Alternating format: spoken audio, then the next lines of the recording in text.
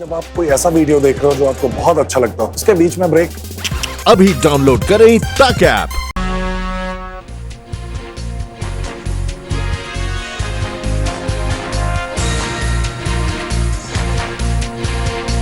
नमस्कार, आप देख रहे हैं खबरों का डबल डोज 1 और 11। आपके साथ हूं मैं नेहा बात। नमस्कार, आपके साथ मैं हूं मीनाक्षी गंडवाल। तो अगले 1 घंटे तक हम आपके साथ यूं ही बने रहेंगे, दिखाएंगे आपको कोरोना से जुड़े तमाम अपडेट्स। इसके साथ ही लॉकडाउन की हर खबर आपके सामने होगी।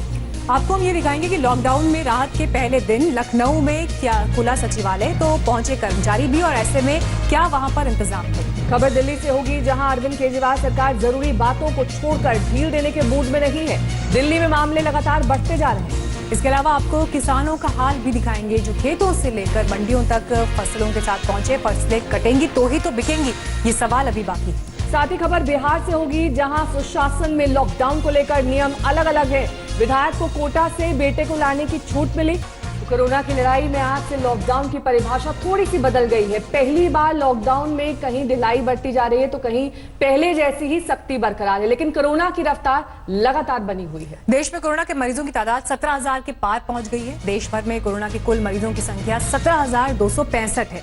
इनमें एक्टिव केसेस की तादाद 14,175 है। इसके साथ ही 2,543 कोरोना मरीज इलाज के बाद ठीक भी हुए हैं, जबकि कोरोना से देश भर में अब तक 543 लोगों की जान जा चुकी है। कोरोना के ताजे आंकड़े हम आपको दिखा रहे हैं। ये स्वास्थ्य मंत्रालय की ओर से जारी किए गए आंकड़े हैं। ठीक हुए मरीजों की संख्या भी बढ़ रही है, तो वहीं मौत का आंकड़ा भी बढ़ रहा है और संक्रमितों की संख्या भी। लेकिन इसके बावजूद पिछले 24 घंटे में 24 लोगों की जान जा चुकी है।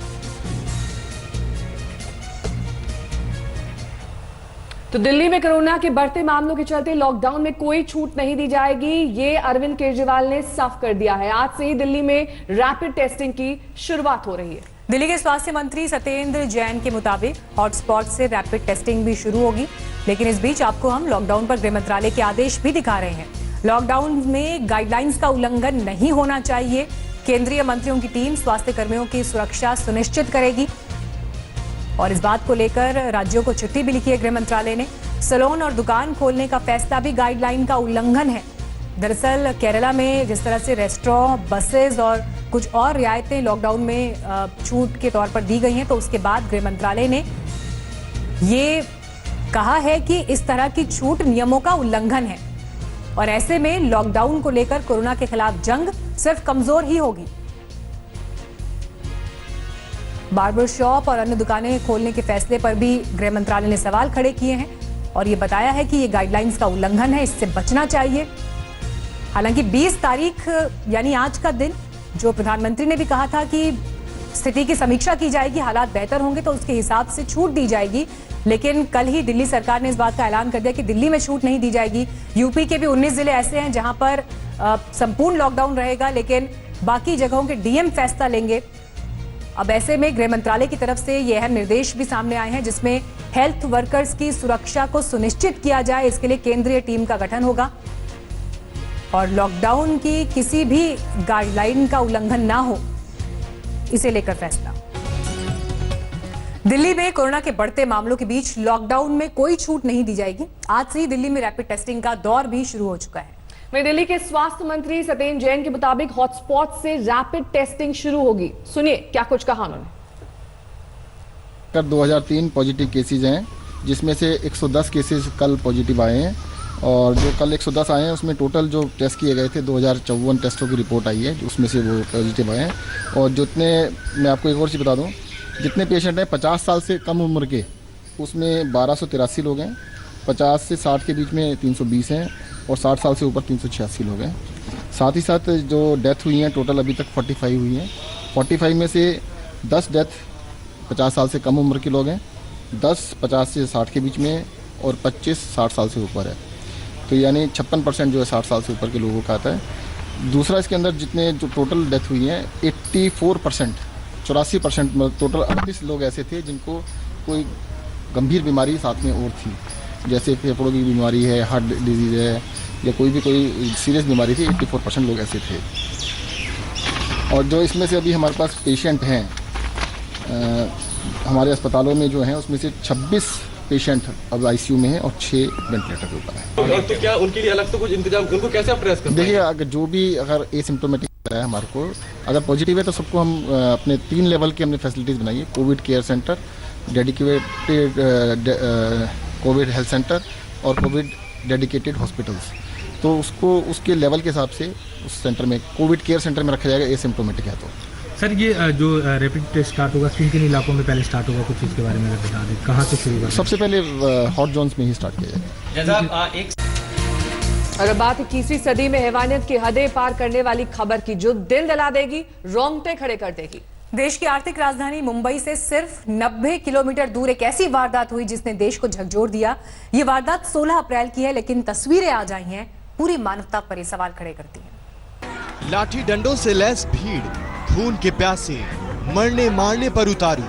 हैवानियत का ऐसा मंजर कभी देखा न होगा।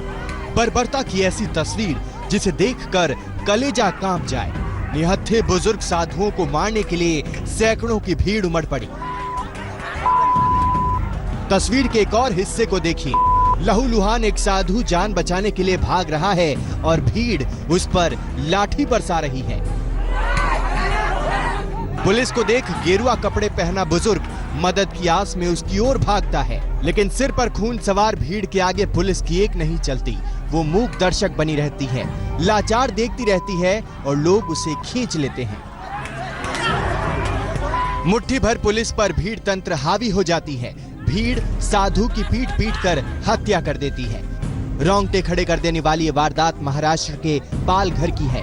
16 अप्रैल को जब देश कोरोना के खिलाफ लड़ाई लड़ रहा था, लॉकडाउन में लोग घरों में बंद थे, उसी रात पालघर से करीब 100 किलोमीटर दूर हैवानियत का नंगा नाच हुआ। पालघर के गढ़चिंचले गांव में मुंबई से सूरत जा रहे 2 साधुओं और ड्राइवर की गाड़ी रोककर जान ले ली। भीड़ के हत्थे चढ़े साधु मुंबई के जोगेश्वरी स्थित हनुमान मंदिर के थे। दोनों साधु मुंबई से सूरत अपने गुरु के अंतिम संस्कार में जा रहे थे, लेकिन लॉकडाउन के चलते पुलिस ने इन्हें हाईवे पर जाने से रोक दिया। फिर इको कार में सवार साधु ग्रामीण इलाके की तरफ मुड़ गए, जहां मॉब लिंचिंग के शिकार हो गए। पुलिस की माने तो अफवाह के कारण साधु और ड्राइवर भीड़ के शिकार हुए। भीड़ ने चोर समझकर साधुओं की गाड़ी रोकी और उन पर टूट पड़े। जिस तरीके से वो अटैक हुआ है, पुलिस वहाँ जब पता चला तो इमीडिएटली पुलिस वहाँ पहुँच गई थी, लेकिन पुलिस के गाड़ी में डालने के बाद भी वो लोगों ने फिर जोर से अटैक किया। उसमें पुलिस भी जख्मी हो गए और वो दोनों ने लोगों ने उनको वहाँ बहुत मार देने के बाद जब वो पुलिस हम हॉस्पिटल लेके आए तो हॉस्पिटल में आने के बाद आते हुए ही उनके देहांत हुआ था, ऐसा रिपोर्ट डॉक्टर से आ रही है। तो उसका भी हम पोस्टमार्टम का रिपोर्ट अभी वेट कर रहे हैं और ये पूरी घटना की हम जांच कर रहे हैं। मौके पर फौरन पुलिस भी पहुंची, लेकिन लाठी डंडों और कुल्हाड़ी और दूसरे हथियारों से लैस 200 की भीड़ के आगे पुलिस वालों की एक नहीं चली। भीड़ ने पुलिस की गाड़ियों पर भी हमला किया, गाड़ियों को पलट दिया। खैरियत रही कि किसी पुलिस वाले को चोट नहीं आई। इस मॉब लिंचिंग मामले में अब तक 101 लोगों को हिरासत में लिया गया है, जबकि 10 लोगों को वारदात के अगले ही दिन गिरफ्तार किया गया। मुंबई से कमलेश सुतार और साहिल जोशी के साथ आज तक ब्यूरो।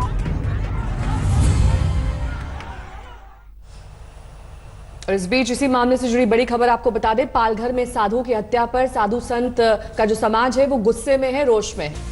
प्रयागराज के साधु संतों ने लॉकडाउन के बाद पालघर कूच करने की अब धमकी दी है। ये बड़ी खबर इस वक्त आ रही है।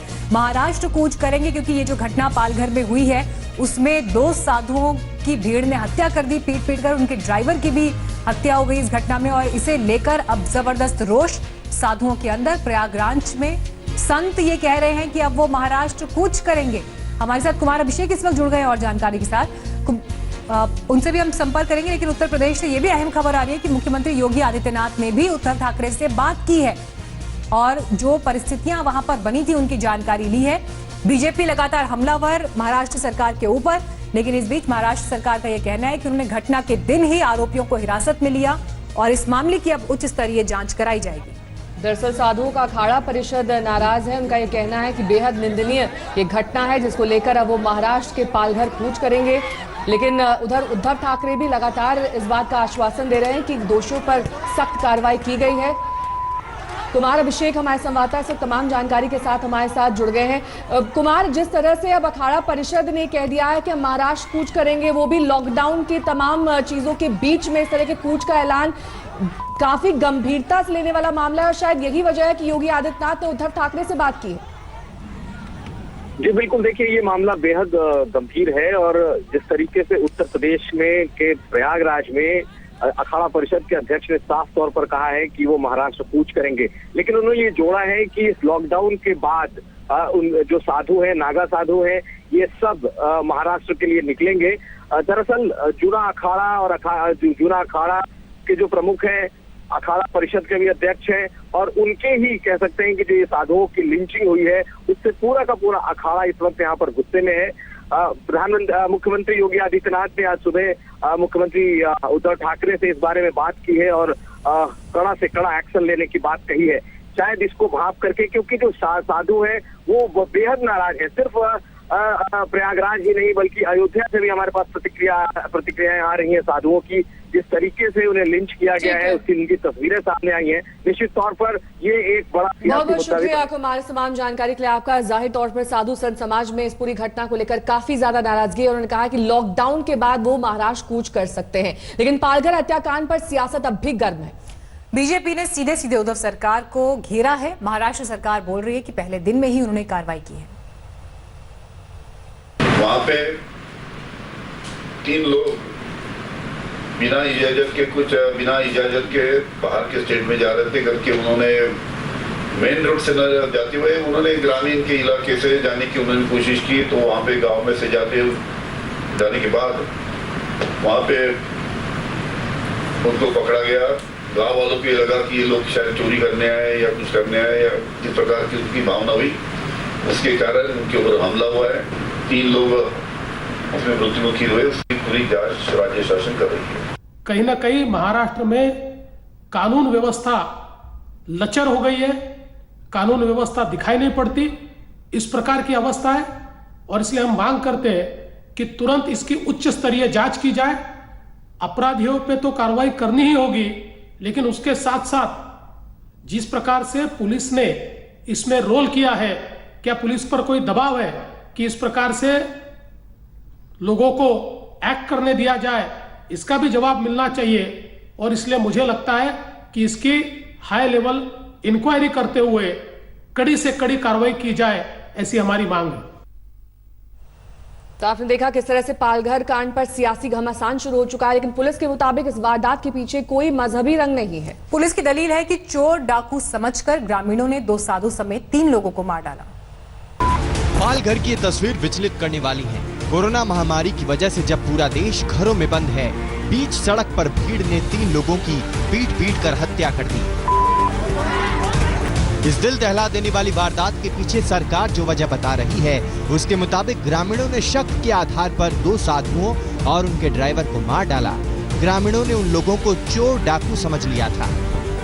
मेन रोड से न जाते हुए उन्होंने ग्रामीण के इलाके से जाने की उन्होंने कोशिश की, तो वहां पे गांव में से जाने के बाद वहां पे उनको पकड़ा गया। गांव वालों को ये लगा कि ये लोग शायद चोरी करने आए या कुछ करने आए या किस प्रकार की उनकी भावना हुई, उसके कारण उनके ऊपर हमला हुआ है। और हमला होने के बाद में 3 लोग उसमें मृत्युमुखी हुए, उसकी पूरी जांच राज्य शासन कर रही है। इस घटना को समझने के लिए जरा पालघर के बारे में जान लीजिए। पालघर महाराष्ट्र का सुदूर उत्तरी तटीय जिला है। इसकी सीमा गुजरात और केंद्र शासित प्रदेश दादरा नगर हवेली से सटी है। पालघर जिले में जिस जगह मॉब लिंचिंग की वारदात हुई है, वहां की आबादी आदिवासियों की है। जब से लॉकडाउन हुआ है, इलाके के लोग वहां दिन रात लगातार खुद पहरेदारी कर रहे हैं। पुलिस को शक है कि इस हमले के पीछे इलाके में चोर डाकुओं के घूमने की अफवाह एक बड़ी वजह हो सकती है। पुलिस सोशल मीडिया के संदेशों को स्कैन कर रही है। पुलिस को शक है कि चूंकि ये लोग मुख्य सड़क से ना जाकर ग्रामीण रास्ते से जा रहे थे, इसलिए अफवाह की वजह से गांव के लोगों ने उन्हें डाकू समझ लिया होगा। करीब 200 ग्रामीणों की भीड़ ने पहले उनकी गाड़ी पर पथराव किया और फिर गाड़ी से खींचकर उन्हें पीटना शुरू। पथराव के दौरान ही ड्राइवर ने किसी तरह पुलिस को मामले की जानकारी दे दी थी, लेकिन हिंसक भीड़ के आगे पुलिस भी बेबस नजर आई।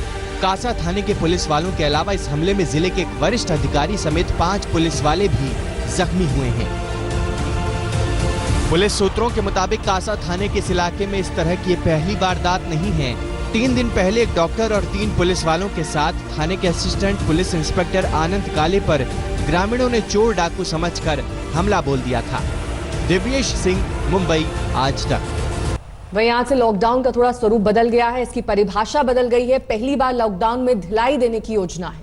लॉकडाउन में राहत तो दी गई है, लेकिन गाइडलाइंस से कोई समझौता नहीं होगा।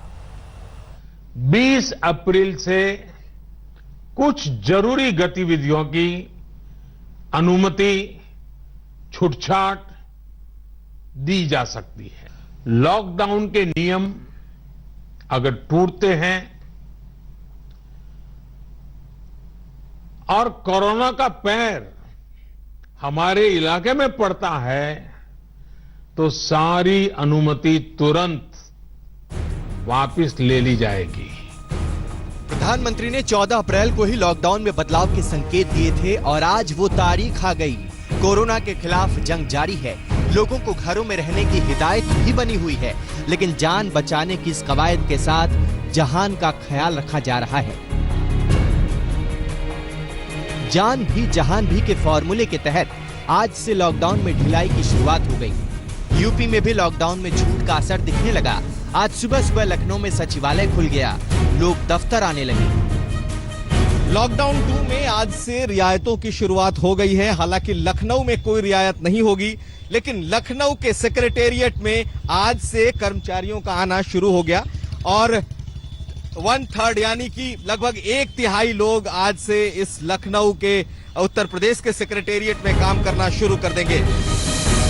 यूपी के 10 से ज्यादा कोरोना के मामले वाले 19 जिलों में लॉकडाउन पहले की तरह जारी रहेगा, लेकिन बाकी जिलों में डीएम उद्योग और फैक्ट्रियों में काम का फैसला करेंगे, लेकिन यहाँ भी सोशल डिस्टेंसिंग का ख्याल रखा जाएगा। नोएडा स्पेशल इकोनॉमिक जोन में आर्थिक गतिविधियां अभी पूरी तरीके से शुरू नहीं हुई हैं। सिर्फ आवश्यक सामग्रियां जो कि मेडिकल से जुड़ी हुई चीजें हैं उनको बनाने की अनुमति गौतम बुद्ध नगर की तरफ से दी गई है। आपको दिखाना चाहेंगे कि यहाँ पर पूरी सतर्कता बरती जा रही है। हर एक व्यक्ति जो भी चाहे कार से आ रहा हो या पैदल आ रहा हो उसकी थर्मल स्कैनिंग की जाती है और हर एक गाड़ी की छानबीन की जाती है। साथ ही ये भी कंपलसरी किया गया है कि हर एक व्यक्ति मास्क लगा करके ही स्पेशल इकोनॉमिक जोन के अंदर यहां से जाएगा। राजस्थान ने लॉकडाउन में रियायत की रेस में बढ़त बना ली। राजस्थान की गहलोत सरकार ने विकास के काम, निर्माण के काम, सिंचाई परियोजनाएं, छोटी औद्योगिक इकाइयों के साथ साथ ऑनलाइन डिलीवरी, रेस्टोरेंट से होम डिलीवरी, सामानों की ढुलाई और खेती से जुड़े गोदाम, कोल्ड स्टोरेज, खाद, कीटनाशक और केमिकल फैक्ट्रियों को छूट दी है, लेकिन ये छूट हॉटस्पॉट वाले इलाकों में नहीं होगी। NHAI के टोल नाकों पर भी वसूली शुरू हो गई। महाराष्ट्र में ग्रीन और ऑरेंज जोन में भी रियायत दी गई है।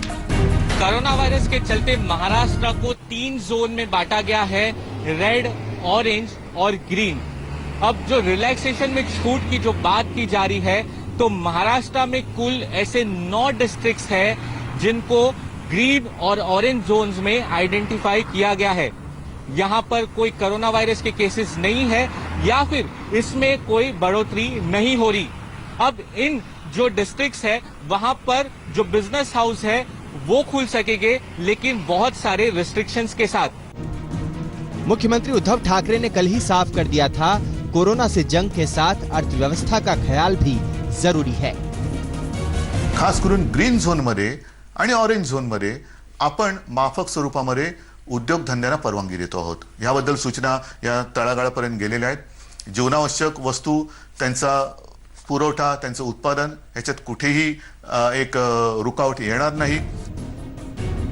पंजाब सरकार ने किसानों को राहत दी है। किसानों को गेहूं की कटाई और उन्हें मंडी तक लाकर बेचने की छूट है, लेकिन दिल्ली में सख्ती ज्यादा है। 736 सैंपल में 186 पॉजिटिव आने के बाद केजरीवाल सरकार कोई रिस्क लेना नहीं चाहती। हैरानी तो यह है कि इन सभी मामलों में कोरोना के कोई लक्षण भी नहीं दिखे थे। 186 के 186 सभी एसिम्प्टोमेटिक हैं। इनमें किसी में भी सिम्टम्स नहीं है, किसी को बुखार नहीं है, किसी को खांसी नहीं है, किसी को सांस की शिकायत नहीं थी। उनको पता ही नहीं था कि उनको कोरोना है, उनको पता ही नहीं था कि वो कोरोना लेके घूम रहे हैं इधर उधर। ये और भी खतरनाक बात है। कोरोना की जंग में अब तक पूरी तरह से बंदी थी। दफ्तर, दुकानें, बाजार सब बंद थे, लेकिन आज से लॉकडाउन की परिभाषा बदल गई। कहीं सख्ती है तो कहीं राहत है।